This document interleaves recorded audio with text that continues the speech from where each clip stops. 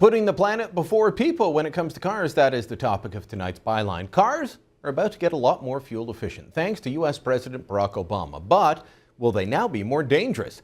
Earlier this year, the Obama administration announced changes to fuel emission standards that will be required of all car manufacturers in the United States. Now, given that our auto industry is so tightly integrated with the American industry, we knew it was only a matter of time before these standards came north. Yesterday, Environment Minister Peter Kent announced that Canada would match the U.S. standards, saying, compared to 2008 models, vehicles rolling off the line in 2025 will produce almost 50% fewer greenhouse gas emissions and consume up to 50% less fuel. I can't really blame Kent and the rest of the Harper government for going this route. Whether they said they would require the standard or just left well enough alone, the fuel efficiency and emission standards dictated by Washington would have ended up being what we're offered here in Canada anyway. Do you really think Honda would make a different Civic just for Canada, or that Ford would have a Canadian version of the F-150 that's completely different?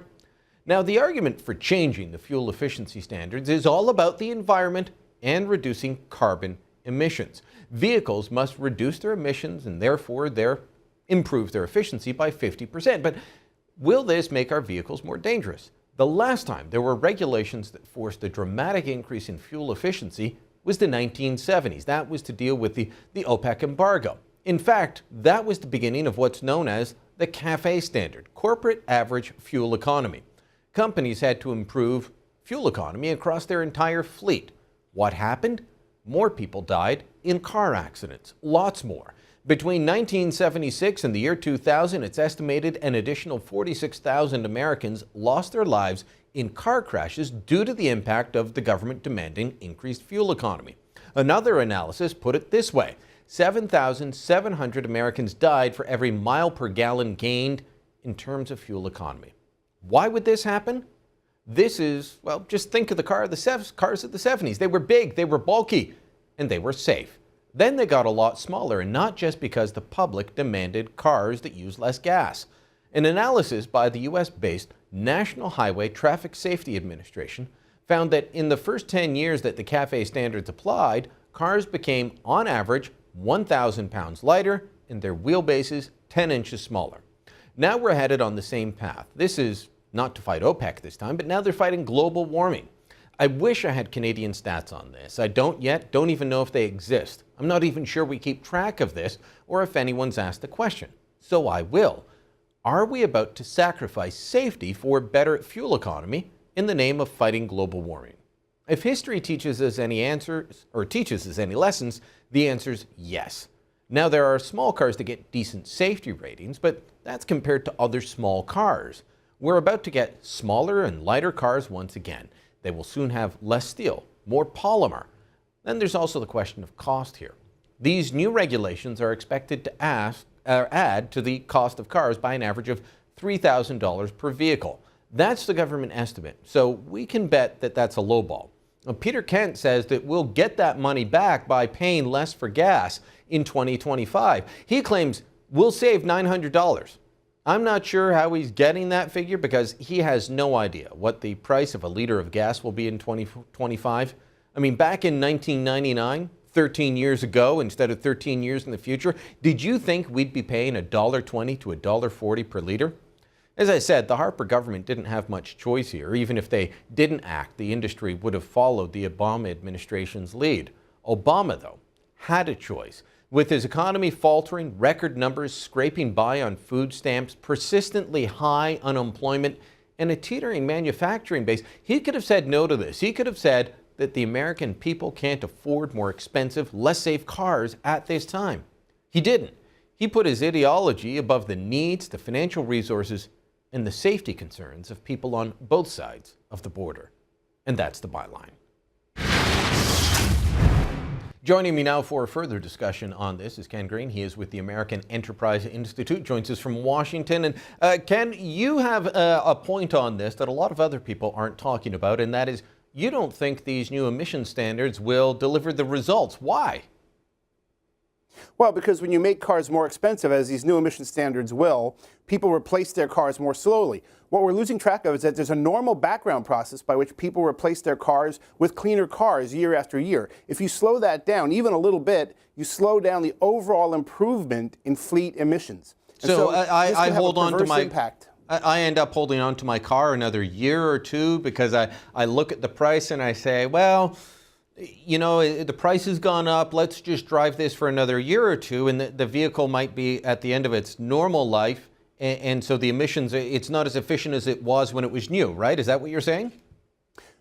Even if it was, it won't be as efficient as the car you would have replaced it with just in those couple of years, right? So there's a 2-year window. Let's say you hold on your old car for 2 years. That's a 2-year window where you're not driving a cleaner car, but not one of these super clean cars. And so there's a loss of incremental cleanup.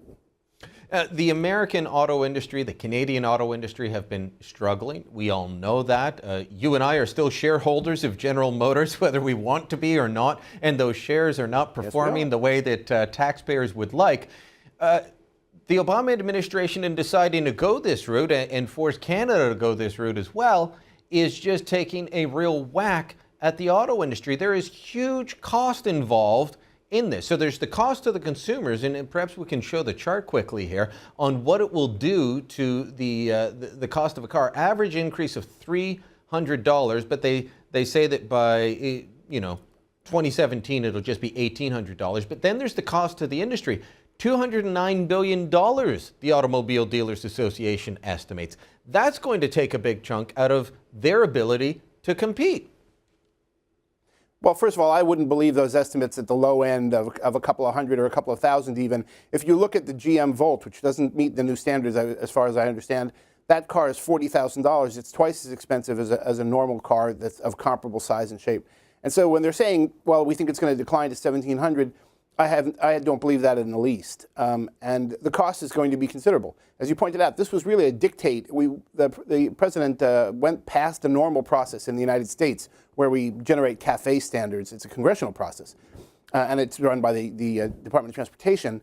And instead, he just basically worked with EPA and the automakers when they were under pressure, when they were being bailed out by the United States, and basically forced them to take a deal. And that, of course, is the same thing. It just forces Canada to take the same deal. The auto dealers aren't happy at all. Here's what they had to say in response to it.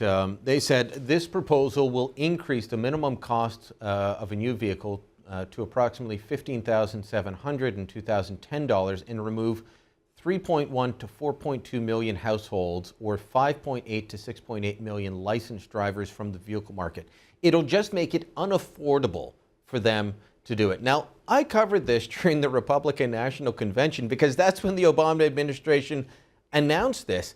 I can't believe that this wasn't a campaign issue in your election, that Obama is going to attack poor people, the working poor, and make it unaffordable for them to drive a car.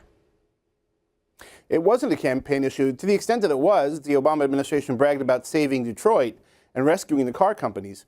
But our media in this particular election simply would not carry any negative points against the Obama administration. And so issues like the fuel economy standards being rammed through in the way they were and going to harm consumers and take people out of the transportation fleet, it just got no coverage in the media here.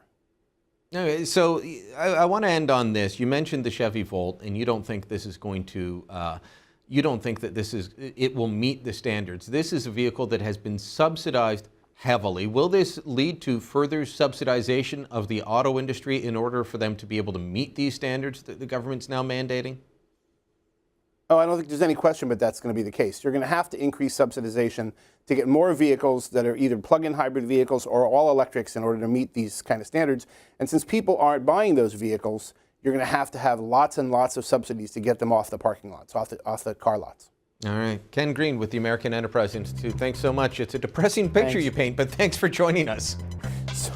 Sorry about that. Thanks for having me. Oh, man. Well, you can let us know what you think. It's easy to get a hold of us. Byline at sunmedia.ca. This is mind-boggling that this is going to go ahead, that it's had no real discussion, no debate. As I said, we don't have a choice in Canada, but the Americans had a choice. They chose Obama. So if you don't like owning GM now, wait until 20 years from now if the U.S. stays on this same path. We're going to own more car companies on both sides of the border, and then we'll be subsidizing the companies that we own to make cars we don't want to buy. This is your future. Stick around. We've got more to come.